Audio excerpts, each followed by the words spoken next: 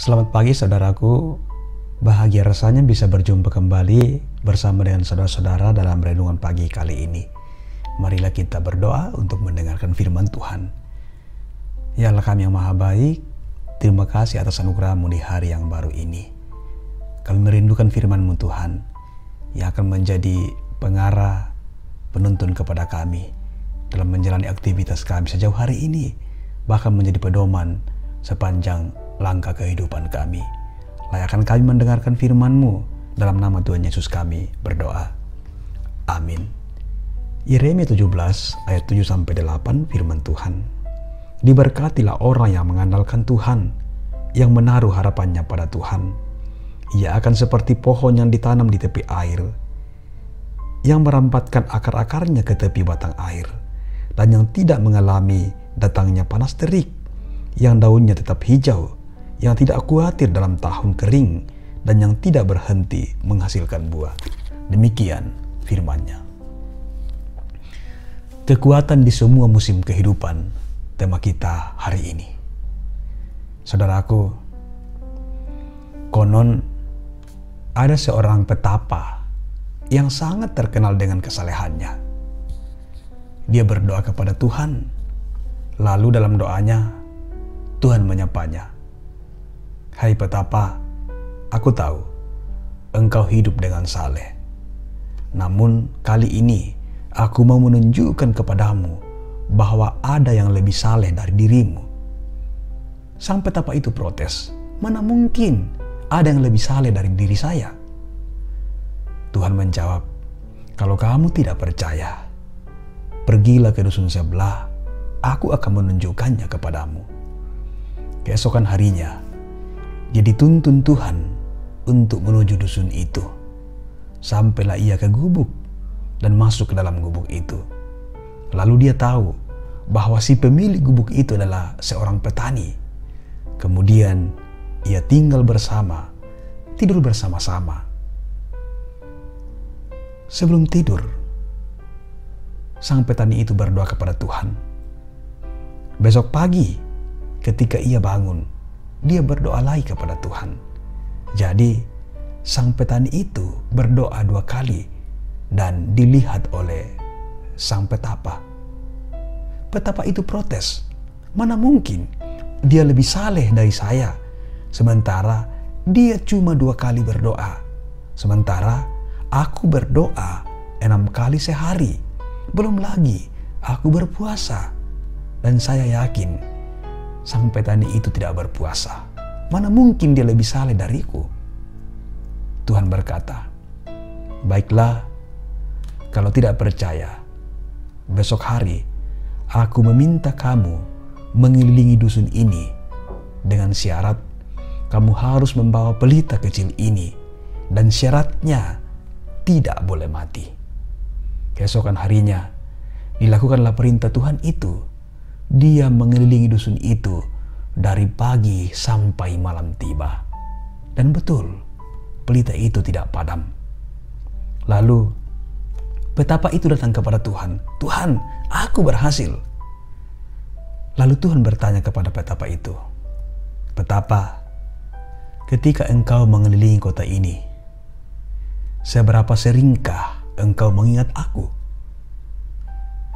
Dia tertunduk sejenak, lalu berkata, maaf Tuhan, aku terlalu sibuk dengan kesibukanku, sehingga aku tidak pernah mengingat engkau.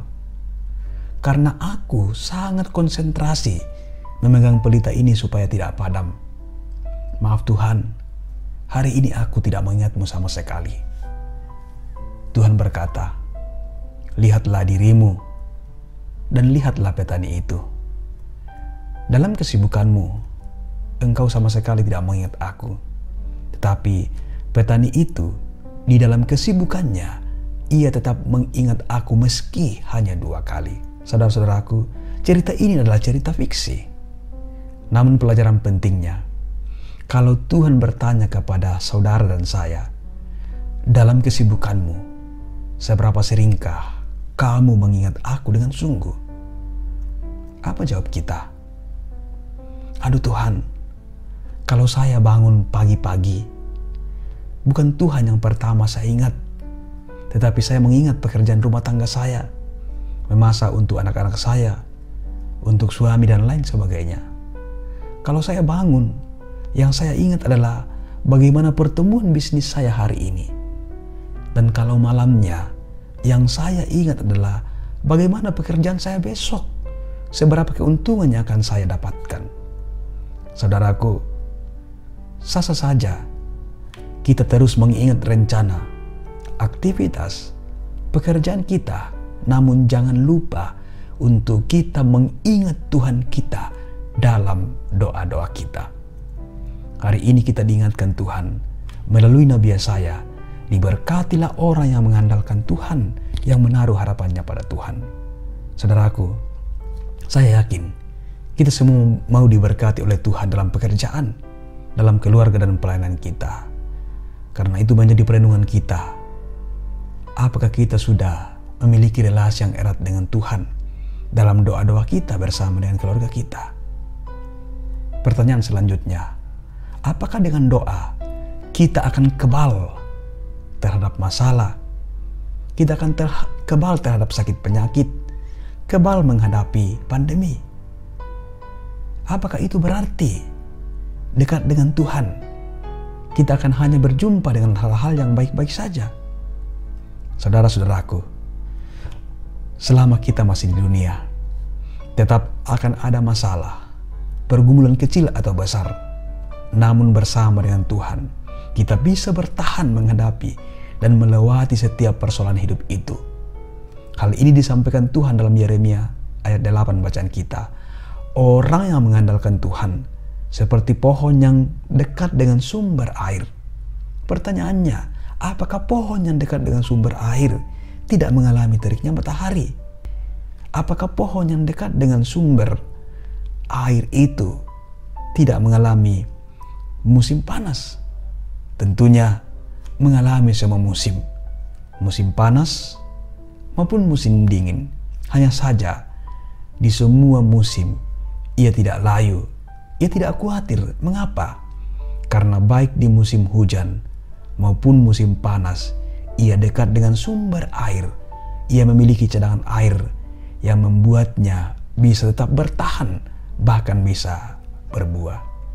Saudara-saudaraku, dekat dengan Tuhan bukan berarti kita kebal masalah, kita kebal sakit, kita kebal dengan kegagalan, kita kebal dengan pandemi yang tidak pandang status, suku, agama. Namun, jika kita sungguh hidup dengan Tuhan, maka kita akan dibawanya dalam sebuah kekuatan untuk terus melangkah. Saudara-saudara, life must go on. Hidup kita akan terus berlanjut. Dan kita akan terus melanjutkan perjalanan hidup kita. Karena itu, nikmatilah setiap perjalanan hidup saudara. Jika saudara merasa lelah, berhentilah di rest area. Nikmatilah sapaan Tuhan yang melegakan itu dan menguatkan, yang memampukan kita melanjutkan perjalanan iman kita untuk melewati semua proses hidup di segala musim kehidupan. Terpuji nama Tuhan, haleluya, amin. Mari berdoa. Ya Tuhan, biarlah oleh pertolongan Roh Kudus kami disadarkan bahwa kami tidak mungkin hanya berjalan pada satu musim kehidupan yang kami sukai. Namun semua musim kehidupan akan kami jalani. Namun satu hal yang pasti, bahwa Engkau begitu baik, selalu dekat bersama kami, yang menjadi sumber air hidup kami, sehingga kami selalu bertahan di setiap musim apapun yang kami jumpai dalam kehidupan kami. Tuhan, limpahilah kami dengan kekuatan-Mu, terlebih kekuatan untuk terus mempercayakan hidup kami dan kehidupan kami ke dalam tangan kuasa Tuhan.